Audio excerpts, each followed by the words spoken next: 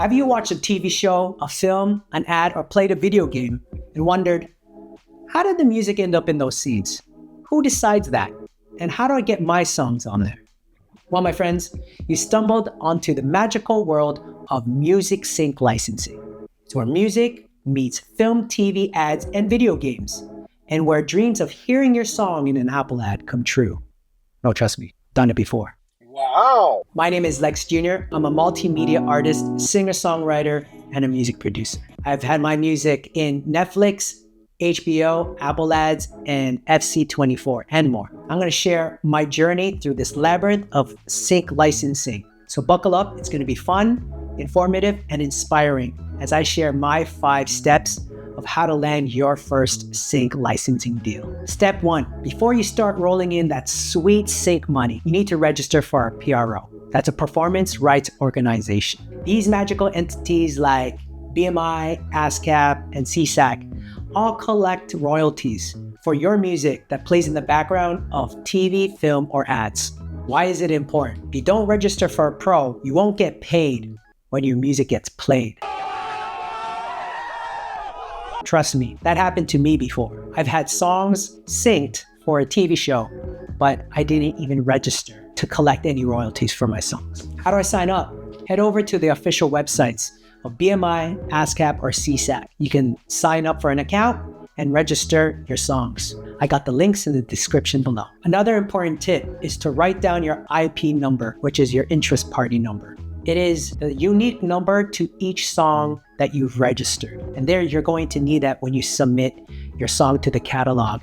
So when they put this into cue sheets, there's a way to track it and in the end, get you paid.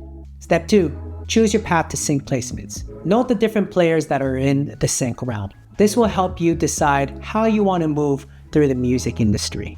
There are 3 ways to secure sync placements. Representing yourself. You'll be in charge of pitching, networking, and landing all these pitches on your own. I wouldn't decide to do this first and foremost. It's pretty much shooting your darts in the dark. Again, you need to know the lay of the land before you can venture all on your own. Another way would be through sync libraries. Sync libraries represent large catalogs that music supervisors can go and use the music for their projects without it even being cleared, as it already had pre-approval prior to usage. Lastly, we have sync agents. Sync agents actively pitch your songs to music supervisors, securing sync licensing deals with targeted placements. They do take a percentage, but this can also provide bigger opportunities and bigger payouts. Which should you choose? If you're new, I would choose libraries to understand the industry before pursuing direct relationships. Once you get a good amount of music and an understanding of the sync world, then you can get a sync agent to represent you, where they in turn can give you custom briefs. Step 3, research and find your sync opportunities. To increase your chance of placement, watch TV show credits. Note which sync libraries and publishers provided the music. Find out who the music supervisors are and what songs they've recently placed on different projects. Another way is search online for music sync libraries. Compile the list and then listen to their music, listen to their artists, and see if they resonate with you. Connect with them and find out what kind of music they're looking for. Use a tool called TuneFind to find music that has been placed in your favorite shows. This is a great place to deep dive into music placements that have been used. As you can see, if you go to Grey's Anatomy, you can find one of my songs that have been used in one of their episodes. You can actually listen to any of these songs if you wish to, just to get a bit of research. Another way is networking. Connect with other sync artists, ask about their experiences, and find ways to collaborate. Another way is building a sync playlist. There you get references for what you want to create in the future by basing it off of some of the references you put within your playlist. Step 4, structuring your music for sync success. I would say this is one of the most important steps. And in this step, you have to consider being truthful to who you are as an artist. There are so many different musicians and artists and composers that are making generic music. And on the flip side, there are so many artists, musicians, composers that are making great music. So what makes you stick out? And what is your unique spin? Before I got into sync, I actually was part of a project called DAW I, and we created tracks where we fused gongs with electronic, rock, and R&B. Yes, I said that right. Gong music. That was my unique spin. And again, not a lot of people understood it, but when music supervisors hear my story, they understand and see a unique part of who I am and what I do. And I was able to place a bunch of my gong tracks in HBO TV shows and in a couple of ads. So when you make music, you got to remember that you're making music to picture. So you got to consider the emotions that you are creating, whether it's going to be tense, humorous, sad, aggressive. You have to know what type of visuals or what type of emotions you want to create. But there are popular genres that are adaptable to sync, such as pop, hip hop, electronic, funk. All these really lend well to sync. As music is evolving, so is the sync industry.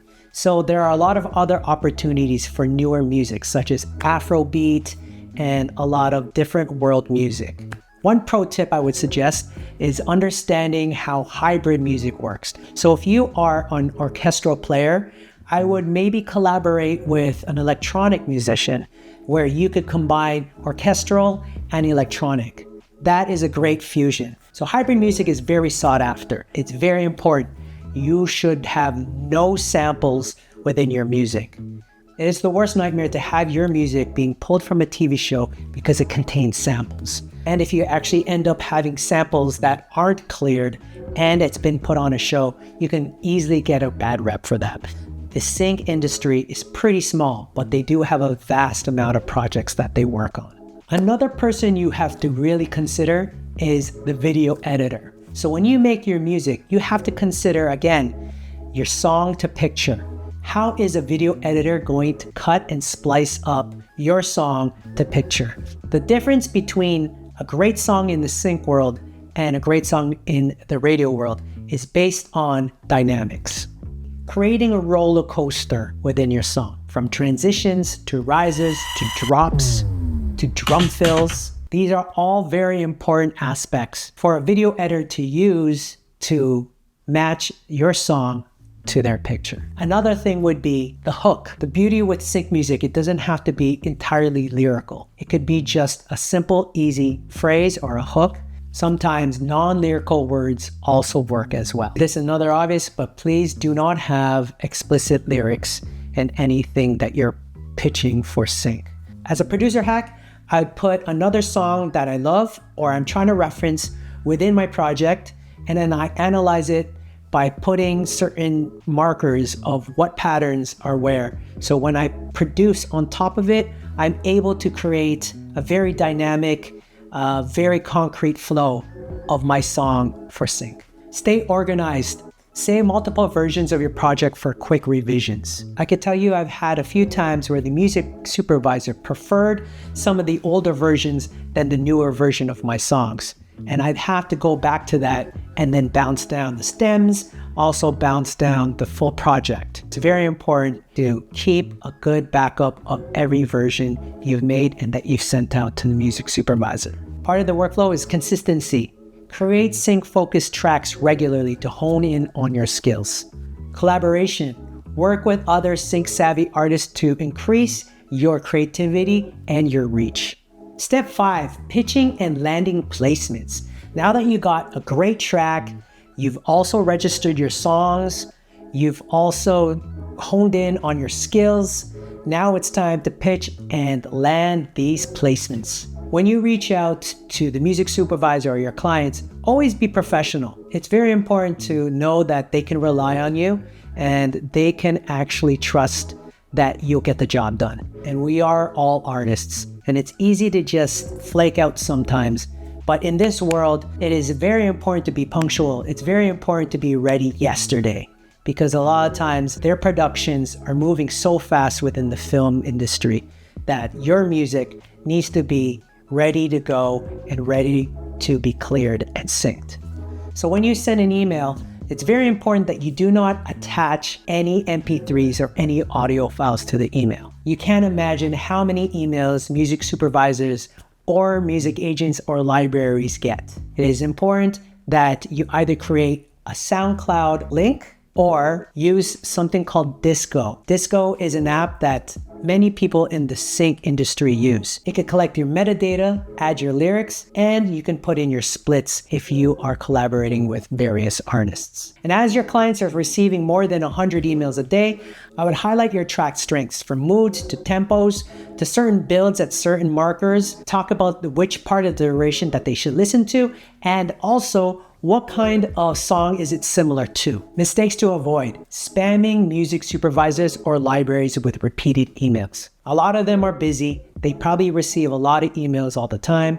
Another thing to avoid is expecting instant payouts. Sometimes it can take 90 days, but it could even take 6 months. Because once the music is within the production's hands, they don't pay everybody out until they know they are certain to use it. And that could happen literally the week before it airs. And from there, then they start rolling through the 90-day payouts. But it's also good to obviously check in just so you know if your music's being used or not.